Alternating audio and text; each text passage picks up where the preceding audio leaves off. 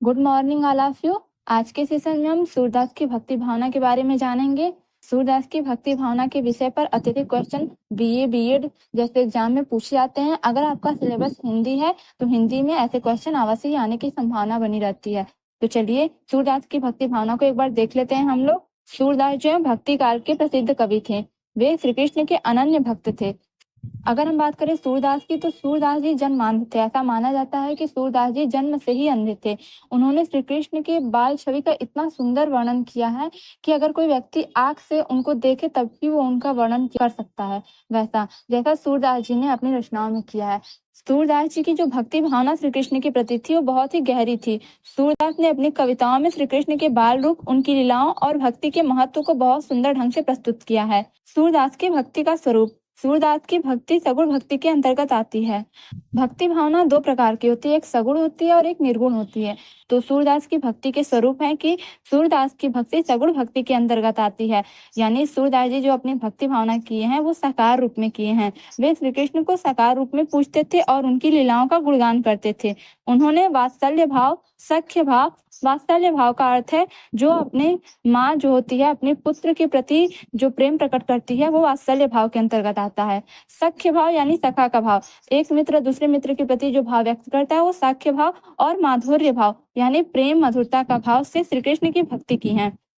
जो सूरदास जी हैं उन्होंने वात्सल्य भाव से, सख्य भाव से और माधुर्य भाव से, तीनों भाव से श्री कृष्ण की भक्ति की। उनकी भक्ति प्रेम और समर्पण से भरी हुई थी।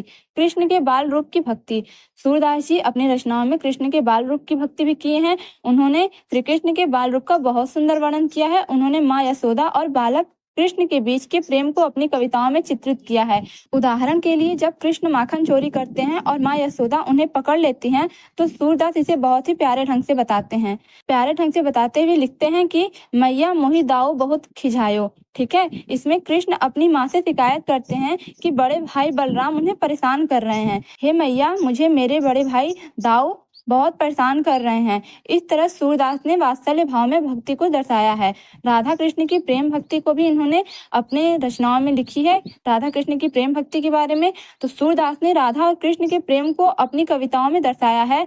यह प्रेम शुद्ध और आध्यात्मिक है। उन्होंने श्री कृष्ण और राधा के प्रेम का शुद्ध और मनोरम वर्णन किया है। राधा और गोपियों के माध्यम से सूरदास ने यह दिखाया है कि सच्ची भक्ति में प्रेम और समर्पण जरूरी है। जब कृष्ण गोकुल छोड़कर मथुरा चले जाते हैं तब गोपियां व्याकुल हो जाती हैं। सूरदास ने गोपियों की पीड़ा को बहुत मार्मिक रूप से प्रस्तुत किया है। वो अपने रचनाओं में लिखते हैं कि उधो मन नाही 10-20, एक हुतो तो गयो श्याम संग को आराधे ईश। यानी हे उद्धव, हमारे 10-20 मन नहीं है, हमारा एक ही मन था और वो भी सावले श्याम यानी श्री कृष्ण के साथ चला गया है। ठीक है, इसमें गोपियां उद्धव से कह रही हैं कि उनका मन सिर्फ श्री कृष्ण के साथ था, अब उनके बिना वे किसी और की भी भक्ति नहीं कर सकती। ज्ञान और भक्ति का मेल। उन्होंने बताया है कि सूरदास की भक्ति केवल भावुकता तक सीमित नहीं थी, बल्कि उसमें गहरी आध्यात्मिकता और ज्ञान भी था। वे यह मानते थे कि भक्ति के बिना जीवन अधूरा है। सूरदास जी का मानना था कि भक्ति के बिना जीवन जो है वो अधूरा है, भक्ति है तो जीवन है। उन्होंने यह भी कहा कि ईश्वर की सच्ची भक्ति में अहंकार नहीं होना चाहिए। यदि कोई व्यक्ति ईश्वर की सच्ची भक्ति कर रहा है तो उसमें अहंकार नहीं होना चाहिए। अर्थात अगर हमारे अंदर से अहंकार का नाश होता है तभी हमारे अंदर ईश्वर का वास होगा। ठीक है, यदि हम अपने अंदर से अहंकार को समाप्त कर देते हैं तभी हमारे हृदय में ईश्वर की वास होगी। तो उन्होंने यह भी कहा कि ईश्वर की सच्ची भक्ति में अहंकार नहीं होनी चाहिए और मनुष्य को प्रेम पूर्वक भगवान का स्मरण करनी चाहिए। सूरदास की भक्ति का प्रभाव। सूरदास की भक्ति भावना ने भारतीय समाज पर गहरा प्रभाव डाला है। उनकी कविताएं आज भी भक्तों को भगवान की भक्ति की ओर प्रेरित करती है। इनकी रचनाएं सूरसागर, साहित्य लहरी और सूर सरावली में संग्रहित है। सूरदास जी की भक्ति भावना अत्यधिक स्मरणीय है। सूरदास की भक्ति प्रेम, समर्पण और सरलता से भरी हुई थी। उनकी कविताएं आज भी भक्ति मार्ग पर चलने वालों के लिए प्रेरणा का स्रोत है। उनकी भक्ति भावना हमें यही सिखाती है कि प्रेम और श्रद्धा से भक्ति करने पर ईश्वर का आशीर्वाद अवश्य प्राप्त होता है। तो ये था आप लोगों की सूरदास की भक्ति भावना। आप लोगों को अगर किसी भी टॉपिक पर वीडियो चाहिए तो कमेंट सेक्शन में हमें अवश्य बताएं। और अगर आप लोगों को वीडियो अच्छी लगी हो तो चैनल को सब्सक्राइब और बेल आइकन को प्रेस करें ताकि हर टॉपिक से रिलेटेड वीडियो आप तक पहुंच सके। धन्यवाद।